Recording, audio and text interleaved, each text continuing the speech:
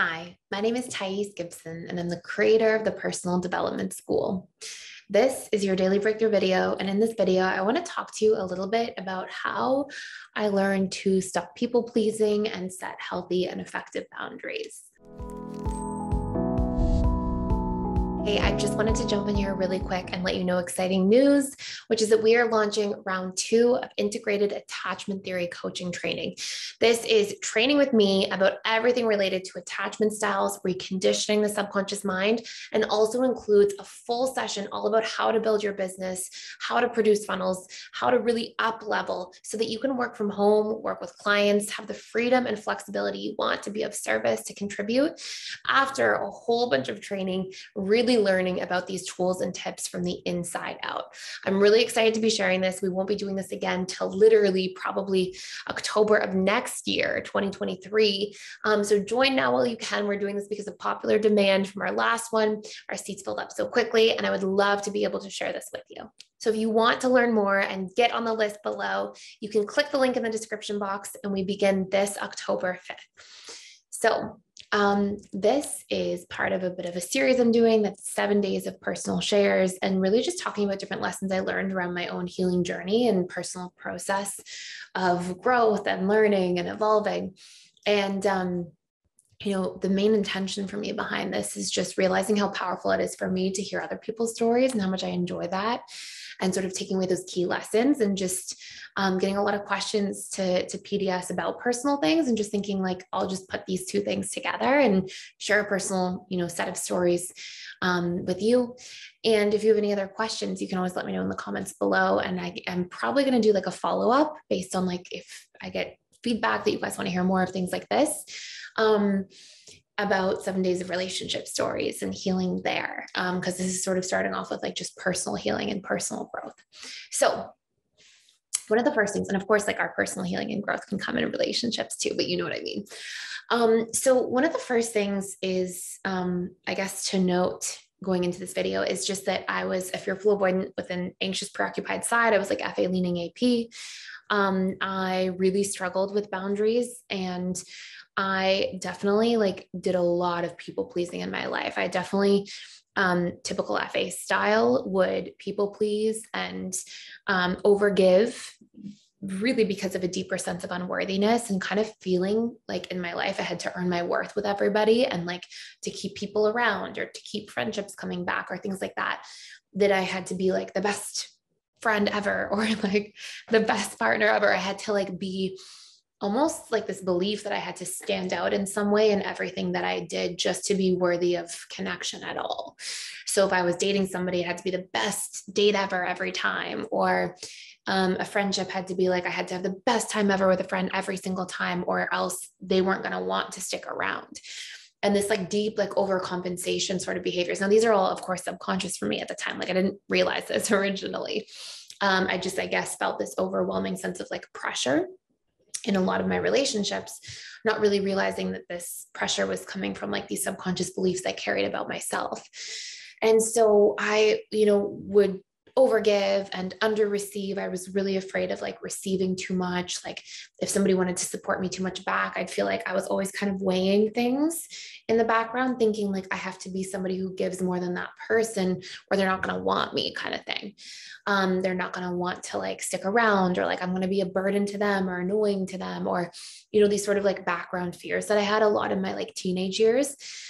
And really my journey to learning about boundaries was going to a bookstore in my healing journey and just finding a book that was called Boundaries and thinking, wow, that sounds like something I need to learn about and know. And I can't remember who wrote the book. I actually didn't really end up reading it too much, but more like reading the beginning of the book. It was this white book with red letters. I don't know. And really like getting partway into the book and just realizing like I say yes to things all the time. And then I put all this pressure on myself to like show up to things I don't want to show up to, do things for people when I'm like exhausted already, do things in relationships where like maybe I wasn't like on the same page, or get afraid to hurt somebody if I didn't like hit it off with them on a first date, like almost like keep dating somebody sometimes for a little longer because I was afraid of hurting their feelings. Like, all these like examples of this. And then in typical FA fashion, I would get like burnt out or frustrated eventually or resentful enough and then just like go cold, right? Like push somebody away, get mad, bring up the 74 things that they did wrong on Thursday of last week. And then the Friday before that. And, because I was at some level like holding on to this stuff and realizing like, hey, I would kind of go through this cycle of like overcompensating, like trying to overcompensate because I had this inherent sense of unworthiness just as I was. And then that overcompensation would lead to like burnout and resentment. And then there would be things that would happen where like I would just ask for a little thing from somebody and I'd be nervous to ask, right? Like kind of vulnerable, feeling like, hey, can you drive me somewhere or whatever, or pick me up or something. And, this is back when I was like in my late teens, like very early 20s. But, hey, can you drive me somewhere? Can you do something? And I had driven somebody somewhere a whole bunch of times, but didn't have my car or whatever it might be. And then if somebody's like, oh, I'm not available that time, which would be like a reasonable boundary, I'd be like, what? After all the times that I did X, Y, and Z for you. And I would get so mad. And coming to see that like, then, so if we continue the cycle, I get so mad. And then I would lash out in some way or be rude or cold or like, be like, I'm never helping that person again. Or, these like spiteful ways of acting out, these like protest behaviors of myself at the time. And then I would then feel guilty, I'd be like, oh, that was so mean of me. Why did I do that? And then feel sad and then turn around and people please again and overcompensate for my guilt and then go back into the same like cyclical pattern over and over. So anyways, I, through a lot of meditation and a lot of trying to read about all this different stuff and through a lot of like really getting in touch with myself at a deep level, saw this pattern in relationship to boundaries and realized like, okay, cool. So every time I'm boundaryless, it's like a problem waiting to happen down the line. And also every time I'm boundaryless and I don't like have a consideration for myself and what's a yes for me and what's a no for me, I just say yes and just pressure myself to show up. I realized like how lonely that was and how often I would feel let down by people because I was always doing so much for others. And then I would just, because I was really scared to rely on other people or ask for support. If I needed something, I felt like I was like, like touching like an electric thing that was going to shock me. Like I would just sort of ease into it and be scared. And a lot of times I wouldn't like really share what I needed back and share like the vulnerability behind it. Like maybe I'd be like, oh, I need a ride, but maybe I would be like in a really tough emotional place and need something like that. And then it would mean a lot to me just to get some support, but I wouldn't like actually share much of that in the context of it or like what was personally going on for me in some way. And so I'd just be like, hey, can you drive me somewhere? Somebody's like, oh, sorry, I'm busy. And it would hurt so much. But I came to realize through a lot of like self-reflection that there was no way somebody else was really going to know that. Like there was no way that I didn't tell somebody, all the other things that were happening. And so these surface level things that I was asking for to somebody else were just surface level things. And if they couldn't do that and they had a good boundary, that was probably healthy for them and probably the right decision for them. And for me, it felt like the relationship was over or the world was ending or, these really big things. And so through a lot of like, and I really believe this, whenever we're trying to change, like for me, a lot of my healing was like, whenever I was trying to change something, I would just research it like crazy. Like I would just investigate it to the nth degree. And I would really do it like from a perspective of trying to gather the information, like what are boundaries? How do they work? Like researching the topic or theme, but then through like a lot of self-investigation and research, like what are all the ways I show up with boundaries? What are the ways I show up in career or school, or what are the ways I show up with friends or family members or when I'm dating, and what are the ways, and really like to the nth degree, try to like analyze those patterns and get all the information out that I could so I could see sort of a full scale picture of who I was in that area. Because I think when we're so used to being externally focused in our lives, and because we're so conditioned to be focused on the external world and not our internal world, I think the first step of getting healing right is really figuring out who we actually are in our internal world in these areas. So for me, it was a huge audit. We actually have a boundaries course, by the way, based off of all of these things, and you can check it out for free for 7 days using the link below. But the first step in that course is like doing a big audit of yourself with boundaries, and like in the different 7 areas of life and the different types of boundaries. We have physical boundaries, we have material boundaries, like with our things, our belongings, we have financial boundaries with our money, we have physical boundaries, like with our physical body or space, but we also have sexual boundaries. We have mental, emotional boundaries, right? Like what our opinions are and our beliefs, but also like how much of other people's emotions we take on and where our emotional boundaries are. So anyways, so for me, I started by just auditing like who I was and what my patterns were. And that's where I kind of realized like, oh, I won't set boundaries. I'll overgive, then I'll feel frustrated, then I'll get mad, and then I'll feel guilty, and then I'll go back to overgiving again and being boundaryless. And then I was kind of trying to figure out like, well, like, how do I get good at setting boundaries? Because I first would notice this for myself, but I still would fall back into the same pattern over and over again. There's like an old Wayne Dyer story, and he tells the story from somewhere else. Like he got the story from somewhere too, but I would always hear him say this.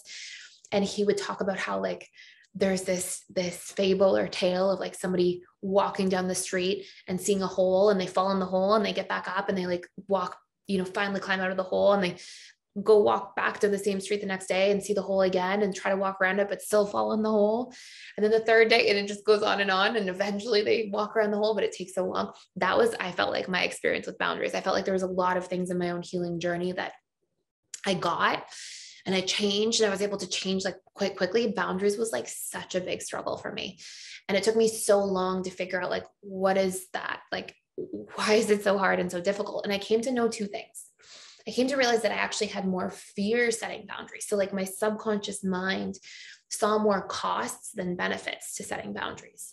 So I had a lot of fears. Like I was like, oh, if I set boundaries, I'll be rejected, I'll be abandoned, I'll be in trouble or unsafe. Because sometimes growing up, if I set a boundary, I'd get in trouble, or like I had to kind of say yes. I couldn't really say no to a lot of things, and I had to be like obedient and things like that. And so I learned like, okay, just put your head down and do whatever you're supposed to be doing.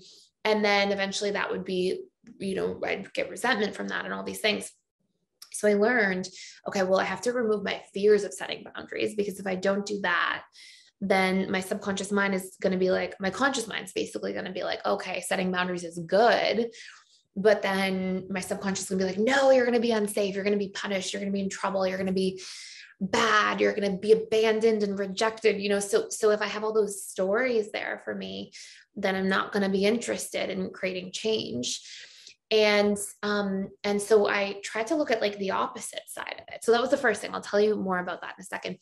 And then the second thing is I learned that like to set boundaries in real time and to learn what my yeses and nos were, I actually had to learn to take myself into consideration and like tune into my feelings and needs while in discussion with other people.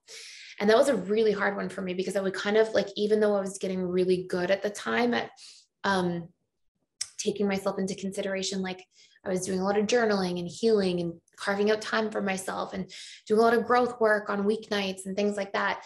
The moment I would actually be around people, like person to person, I would get so focused on the other person. It was almost like I went into this mode of being like dissociated from myself and just so involved in like people around me and so present with them, to the point where like there wasn't like room for me. Like I was so focused on somebody else. I wasn't like checking back in with myself briefly. Like, hey, how am I feeling? Am I tired? Do I need to go home soon? Do I need like just not being able to like have context? So I learned that those were like these two things really blocking me, because if I couldn't tune into myself in real time, if I was just so attuned to other people in this very codependent, dissociative kind of way, then how was I going to know what I was feeling or needing? And then how was I going to set a boundary? And then also, if I had all these fears around setting boundaries, and even though my conscious mind is like, boundaries are healthy, boundaries are good for relationships, my subconscious mind is horrified and terrified of setting them. So I learned to recondition these ideas at a subconscious level. So I learned that what I started by doing really is I looked at, well, what are all the costs of not setting boundaries? And some of the big things that came up for me were like, well, I'm not actually being authentic. Like we think people pleasing is like, oh, being so nice to other people, but like people pleasing actually means like I'm wearing a mask. I'm not being truthful with you about who I am, because I'm hiding my needs. I'm hiding my feelings about things. I'm pretending that there's something when really I feel something else. And it may not be intentional or purposeful. Like for me, for sure, it was like that I wasn't in touch with myself when I was around other people.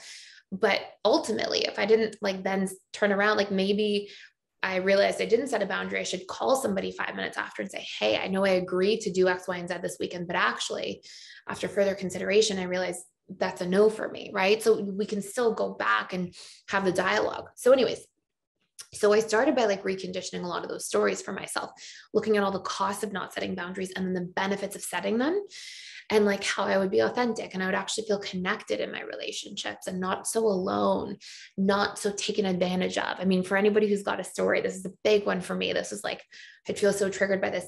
For anybody who's got a story like, oh, I'm being taken advantage of, generally that just is feedback that you have a boundary issue. And so you keep taking advantage of yourself to please others. And then when somebody doesn't, uphold a boundary that you never communicated to begin with, you get mad, right? So it's like, oh, if I have a boundary and I don't say it and I'm not even in tune with myself enough to really know it until it gets violated and then I get really mad. Okay, well, that's like a personal thing I have to work on, right? I can't expect people to mind read around me and be perfect and then get mad when they're not. I actually have to take some accountability too, to like communicate myself. So this is a tricky one for me. This is probably like the longest lesson for me to learn. And I'm still imperfect at it. Don't get me wrong, but I'm like 95% better of where I was. And so anyway, so I did some work on reconditioning those fears. In that boundaries course that I mentioned, there's actually like tools and strategies for how to do that reconditioning work. And again, you can check it out for free. And so I did a lot of that reconditioning work. And then I realized that I wasn't so afraid of setting boundaries. And then I saw more of like, oh, the cost of not setting them and how that was actually hurting my relationships, making me resentful, making me feel like I wasn't myself, making me feel alone and disconnected, violated, taken advantage of. And then I would get resentful and angry and keep people at arm's length and not let people in. And I just saw all these costs and I felt about them. I let my subconscious really like feel into that and acknowledge that. And then I was like, okay, what are the benefits of setting them? I'll feel stronger. I'll feel more protected. I'll feel more seen and heard and understood. I'll feel more connected to people. I'll feel like I'm showing up for myself. My self-esteem will increase, my sense of confidence, my sense of self-trust, all these things. And then I did practice. Then I practiced being like, okay, I will take myself into consideration and I'll try to get in touch with my feelings and needs. And I would actually intentionally sit with people. And let's say I was like at some kind of event or get together and somebody's like, oh, let's go do this. Or let's, stick around for a couple hours. I would try to like intentionally tune into myself and be like, what am I feeling? What am I needing? And just practice like not being so intent on and focused on others, but being able to come back to myself and like check in with myself. And I would practice that. And sometimes at the beginning, if it was hard, I would just like go to the bathroom and then be like in the bathroom alone, like, how am I feeling? What's going on for me?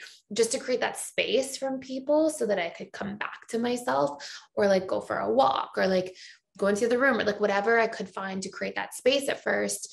And then I would practice like actually setting that out, like actually saying what it was. And sometimes I was still a little afraid at the beginning. I also told a lot of people in my life, like, hey, I realize I'm kind of boundaryless and I'm working on that. So like, I'm going to start setting boundaries. Don't take it personally. That helped. And then I would just practice saying like my truth and really communicating it more and more. And over time, when I would say things and they were truthful and I would say, it's a no for me. And maybe in the past, I'd feel so afraid to say that. It actually got responded to really well over time. And it actually also allowed me to like recharge properly over time and feel considered by others because I was telling them the appropriate information they needed to actually consider me too.